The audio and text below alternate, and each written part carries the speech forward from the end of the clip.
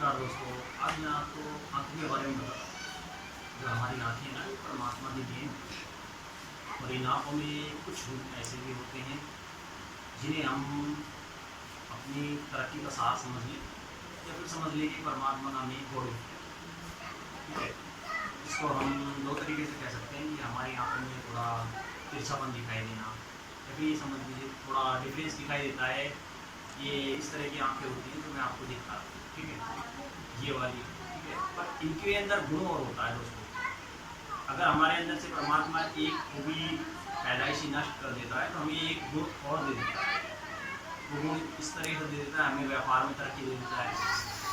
ठीक है, दूसरा हमारी कोई जॉब ऐसी हो सैंक्शन हो जाए, या फिर हमारे समझ लीजिए आज के टाइम की जॉब ऐसी हो सैंक्शन हो जाए, या फिर हमारे समझ लीजिए आज के टाइम की योग्यता के अनुसार, जैसे आज के टाइम में परिवार में मिनिमम से मिनिमम 1 लाख रुपए के लगभग नौकरी भी मिलना बहुत वाजिब ज़रूरी है।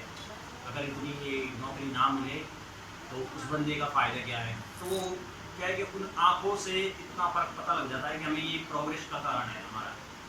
ठीक है, इसमें दो तरह का होता है। लक्ष्मी जी का आगमन भी हो जाता है, कुछ व्यापार में तरक्की भी रहती है, या फिर समझ लीजिए मान लीजिए किसी लड़की के घर में भी हो, तो लड़की जैसा मान लीजिए किसी सिस्टर वगैरह के हो, उसकी जो शादी वगैरह होनी होगी ना, वो उसी परिवार में होगी जो जैसे उनके परिवार में इंजीनियर बाबू हो, उससे उनका विवाह हो। या फिर जी का आगमन भी हो जाता है, कुछ व्यापार में तरक्की भी रहती है, या फिर समझ लीजिए मान लीजिए किसी लड़की के घर में भी हो, तो लड़की जैसा मान लीजिए किसी सिस्टर वगैरह के हो, उसकी जो शादी वगैरह होनी होगी ना, वो उसी परिवार में होगी जो जैसे उनके परिवार में इंजीनियर बाबू हो, उससे उनका विवाह हो, या फिर कोई रेलवे का बाबू हो।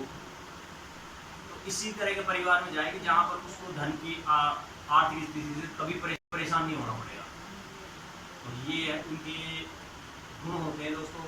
उस गुण के बारे में बताया मैंने आपको आज।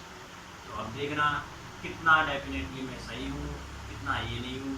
इस समाज में सब तरह के इंसान हैं, आप देखो और समझो, आप खुद डिसीजन लो कि भाई सही है कि गलत है। ठीक है दोस्तों।